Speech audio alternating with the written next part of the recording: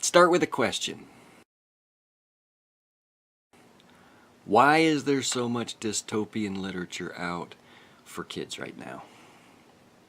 From Lois Lowry's The Giver to Hunger Games. It seems like everything the kids are reading and everything they're forced to read in school is dystopian in nature. You have to wonder what's the intent anymore. They don't explain how the place came to be a dystopia. It's as if they're trying to make this future just seem inevitable, and here are a few skills that you can learn to manage the future life that's coming no matter what you do about it. It's kind of disturbing in a way. So we started with the question why. So I thought I would do a series. I thought I would go back and look at the history of dystopian fiction. There's quite a bit of it. And this is going to have to be part of a larger series. There's no way to do this in one video. In order to go back to the beginning, I don't think we should go all the way back to the prophets of ancient times and apocalyptic writings. We'll start basically in the 19th century, the middle of the 19th century. The World as It Will Be, written in 1846 by Émile Souvestre. Émile Souvestre is probably the first acknowledged full-blown science fiction and dystopian novel.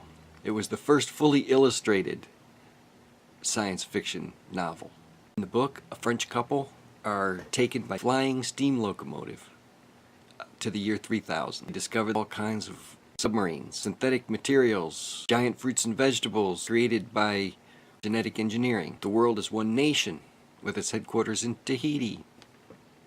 Most children are taken from their parents and raised by the government. Genetic manipulation and eugenics. Medical community has the job of making sure that everyone's sick. China is ruined by opium, is full of senseless violence for religious purposes. This book is a warning against a mechanized future. Historically, this book coincides with the Luddite movement, which took place mainly in Britain as an answer to the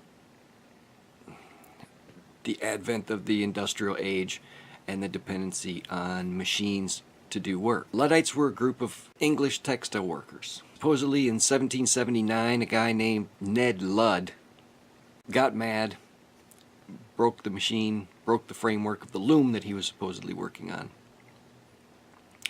And therever after, whenever a machine would break or someone would break a machine, accidentally even, they would say Ned Ludd did it.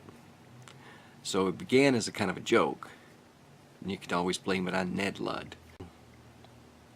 And a belief that their machines were taken. Of course, British textile mills, there was no child labor laws, there was no safety, no OSHA, no, they were working long, hard hours, and they were being removed from the land, and their lives, people's lives were changing. If they were growing things, they could work when they wanted, they take a break when you wanted. Luddites became organized. They drilled, they organized and planned riots. Breaking the machines was not, it was a protest. They didn't necessarily have anything against the owners or the machines themselves. What they wanted was more power to negotiate in the market. Machine breaking, industrial sabotage, became a capital crime in 1812. Somewhere between 60 and 70 Luddites were hanged for sabotage. The law was changed in 1814 to extradition, extradition. In 1817, it was changed back to a capital crime. So they were pretty serious. The law was called the Frame Breaking Act of 1812. And strangely, a brand new member of the House of Lords, Lord Byron, used his very first speech to speak out against the Frame Breaking Act. Lord Byron. No Frame Breaking Act.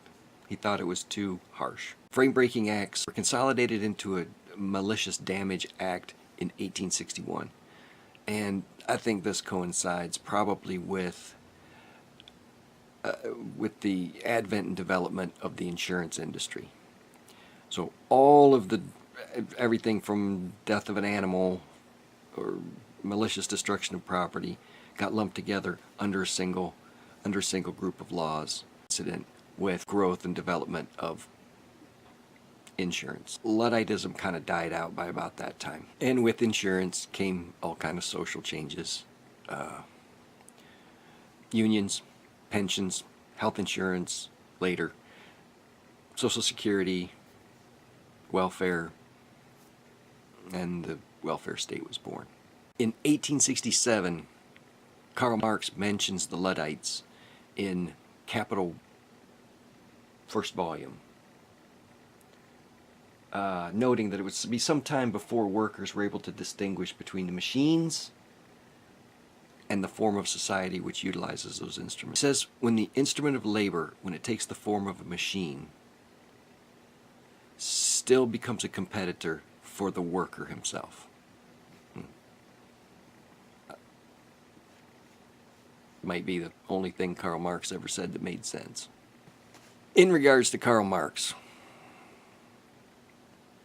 he seemed to lack any sense of irony whatsoever that his own philosophy depersonalized and de-individualized people just as much as machines, just as much as the whole concept of being an industrial worker.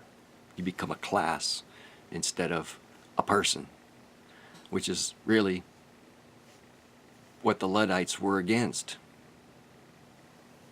Suffice it to say, 1846, The World as It Will Be seems to be the prototype, not only the first book, but actually a prototype for many science fiction, maybe the whole science fiction genre, and dystopian fiction as a whole.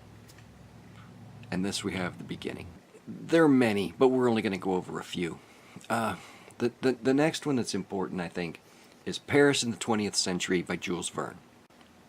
This was written in 1863 and not published until 1984, 1994, 1984?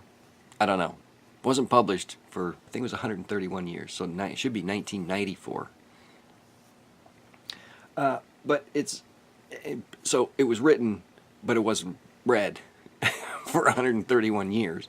But it doesn't make it not important, because it's important to understand Jules Verne. The two main characters both want to become soldiers. They have some problems becoming soldiers. Warfare is run entirely by technicians and chemists. So they try to become technicians or chemists. But the problem with that is that there's no war. no more war. They've perfected war to the point that every nation is at a perpetual standoff. So there's no need for any more chemists or technicians to run the killing machines. One of the characters falls in love. The other one explains there's no sense in falling in love because there's no women anymore. From mindless, industrial, brain-numbing work and social conformity, women have become neurotic, ugly machines themselves. So, no love.